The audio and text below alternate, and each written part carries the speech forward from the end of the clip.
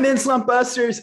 World Series victory for the Atlanta Braves. National championship for the Georgia Bulldogs. You know what? It's time to take a futures bet out on those Atlanta Falcons. Am I right, Kyle? Come on, 2023, rise up. Am I right?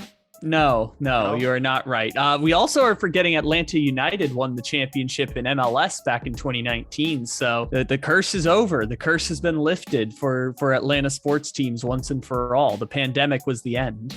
Atlanta United was the real MVP. They were the ones that opened up the floodgate to championship glory for the entire Georgia state right there. Hey, don't count out the Hawks, man. Trae Young, he took them to the Eastern Conference Finals. I know they're dropped to 20 in your power rankings this week, but, baby steps here. One championship at a time, I guess, if you're the state of Georgia.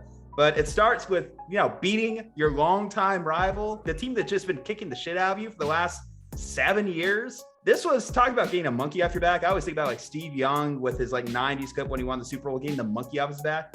To have that giant elephant-sized monkey just kind of hanging on your shoulders like Kirby Smart had, huge victory for him. Great accomplishment. And your boy, Stetson Bennett, displayed the big old danglers there after winning himself a natty. So congratulations to the mailman, the postman as they call him, Stetson Bennett. And we are saying it right on this one, as I guess we got it wrong on the last one. We kept calling him Stenson. We also kept saying he was short. So hopefully we don't say he's anything less than 5'11", because that's what Wikipedia tells me he is. 5'11" is short for a quarterback, but a few parts on that. Everyone calls him the mailman. I call him a car salesman because that's what he's going to be for the next 30 years. That man is going to get a car dealership in the local Georgia area. Come on down to Stetson Bennett, Kia, Chevy, Subaru, Honda, Volkswagen today to make sure that you get those championship discounts on the next car of your desires. Just slapping the top of that Georgia defense saying, see this bad boy? This could drive you onto your next national championship parade. I tell you what. I know a thing or two about big drives, and let me tell you about this wonderful drive we have available here off the lot at Stetson Bennett, Kia, Chevy, Subaru, Honda, Volkswagen today. You're telling me that Stetson Bennett, multiple-time walk-on former D3 quarterback, isn't going to the NFL? He's not going to be playing on Sundays? It is quite incredible, this story. It's going to be a Kurt Warner feel-good biopic in 20 years, I think, that story of Stetson Bennett, because everyone loves that story of a guy who looks like you or me being the champion quarterback of the Georgia Bulldogs, even if the Georgia defense was pretty much the 3 quarters of dominating Alabama up front and losing Jamison Williams and losing John Mechie, finally caught up to Alabama. They keep getting 5 stars and 4 stars year after year. I believe in this year's class, they're getting 11 5-star recruits. And for reference, there's only about 35 of them every year in college football. After a while, the 5 stars finally ran out for Alabama, and Georgia kind of dominated up front.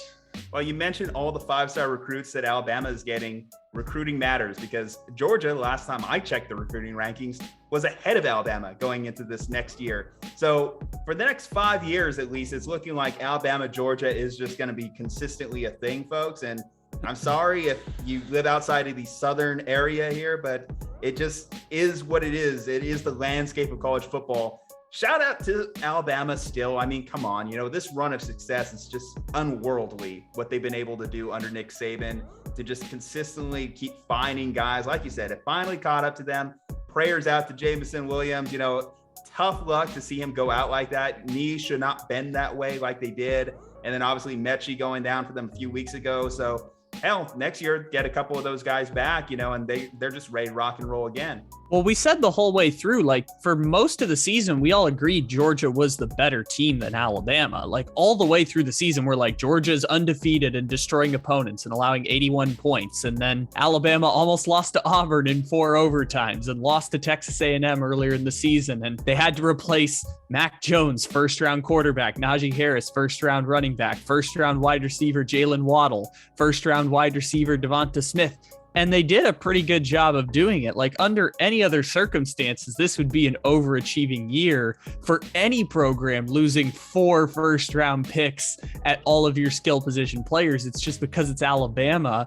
And because Bryce Young won the Heisman Trophy by cooking the Georgia defense the first time they played, we kind of just expected it. I expected it. I fully expected when it was Stetson Bennett fumbling that football and the Alabama player like kind of walking out of bounds, but also staying in bounds by chance to recover a fumble. Totally thought that was it. Totally thought that was Alabama running away, because I've seen it so many times in the past. Not just Georgia falling apart, but Alabama winning those games when you give them a 6-point lead in the fourth quarter. And Georgia finished the game outscoring them 21-0 after that fumble. It's pretty freaking incredible. But of course, this is props to Alabama. Alabama's created a college football wagon unlike anything we've ever seen before. And this game was kind of a toss-up. Sometimes you lose the toss-ups. They've been to 6 championships in the last 7 years. They've won 3 of them.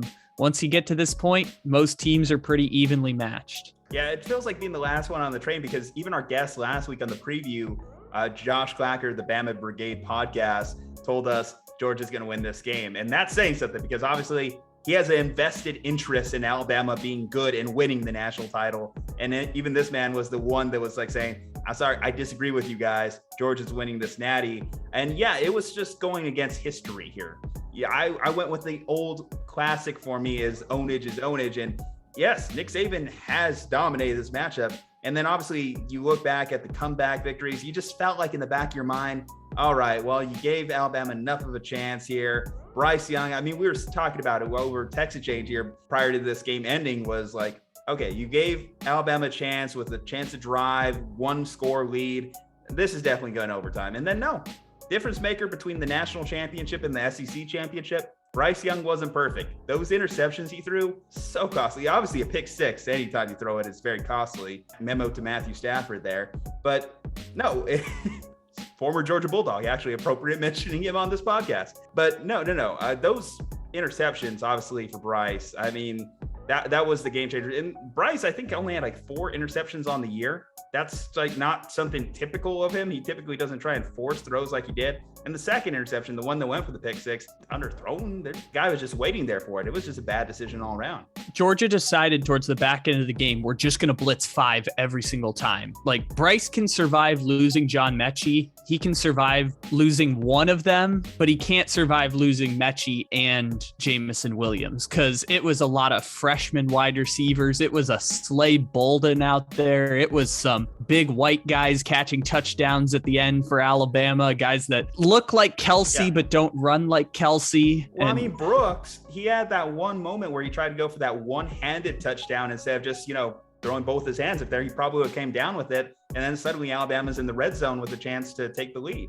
Yeah. And this is the difficult part, was once they lost the passing game, and Georgia's front 7 just denied Brian Robinson the entire game. Like, Bama couldn't run the ball at all in that game. And not surprising, Georgia's one of the great rush defenses we've ever seen in college football. But when they couldn't run the ball and they lost 2 of their wide receivers, then Bryce Young just had nothing left to go to. It was just blitzing. You have 3 seconds to get rid of the ball, and you're throwing it to wide receivers you don't really have a rapport with. I think with Jamison Williams playing, they probably just survive, especially because Georgia had such a low upside offense that only scored 12 points through 3.5 quarters of the game.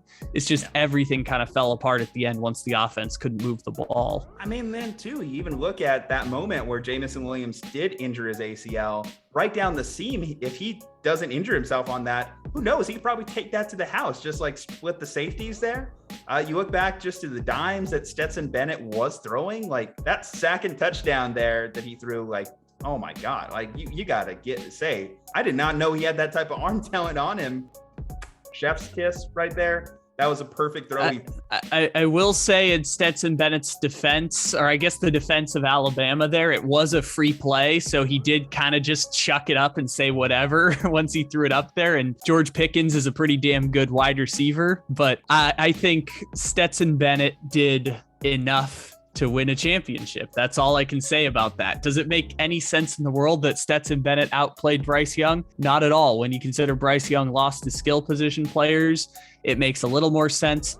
I'd be remiss to mention before we move any further here, because I forgot to mention off the top, is that every year on the Take It Easy podcast, we have to acknowledge the one true national champion of college football. And that is, of course, the 2017 UCF Knights, the only undefeated champion of 2017. Every single year, we need to acknowledge that they did indeed win that national championship in 2017 and not the Alabama Crimson Tide. So I would like to say congratulations to UCF on being 4-time defending national champions, and congratulations to Georgia for absolutely blowing me out of the water in the fourth quarter. Yes, injuries are going to explain this one away a little bit. Like I said, Bryce Young could survive losing Mechie. He couldn't survive losing Jamison Williams and Mechie. But Georgia just straight dominated Alabama in the fourth quarter of the game. And it's just muscle memory told me when Stetson Bennett fumbled that ball, Georgia's going to lose, Alabama's going to win. You've given them a 6-point lead at the end of the game. That's going to be enough.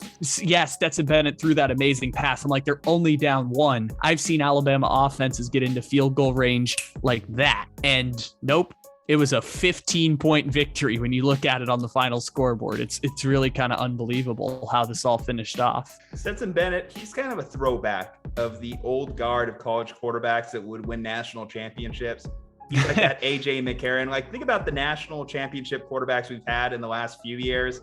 Trevor Lawrence, Joe Burrow, Mac Jones, all guys that are elite first-round talents that no doubt guys playing in the NFL, starting for teams consistently. And then Stetson Bennett here is essentially a Sam Ehlinger type, a Colt McCoy type that's winning a natty. Sam Ehlinger was a 4-star recruit. I will say, like, Stetson Bennett goes even beyond that point. I thought you were talking about the people who used to win quarterbacks back in or win championships back in the 80s and 90s when 60% of schools simply had rules that they weren't allowed to recruit black quarterbacks. I thought you were going all the way back to that is what Stetson Bennett looks like. Yeah, no, I'm just saying, like, in general, in terms of the generic, maybe 5th round pick at best, if they end up going, that's kind of what Stetson Bennett is. And it's funny because we don't see that archetype typically excel into today's game of college football. So, hey, props, great all-around effort, great team victory for the Georgia Bulldogs. Defensively, offensively, you got enough today. Kirby Smart, obviously well-earned after so many years of just living in the shadow of Nick Saban. Georgia sports fans, once again, we're here talking about another victory. Let us know. I mean, if you've got fanhoods of both, which meant more to you? Was it this or was it the Braves World Series? I'm kind of curious. I want to see the debates in there. Leave a like on this video. Helps us get out to more people, which helps the channel that's only 50 subscribers away from hitting that 2,000 mark. Actually, I think it dropped to 40. Either way, keep updated there.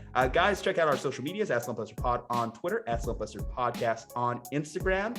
And from Juju Talk Sports and Kyle Ledbetter, we need you to stay safe, happy, and healthy. And Uga, good boy. Good boy. Have a great day. Oh, we forgot to talk about Andrew Luck's mustache too. Oh, it's incredible. That's for another one.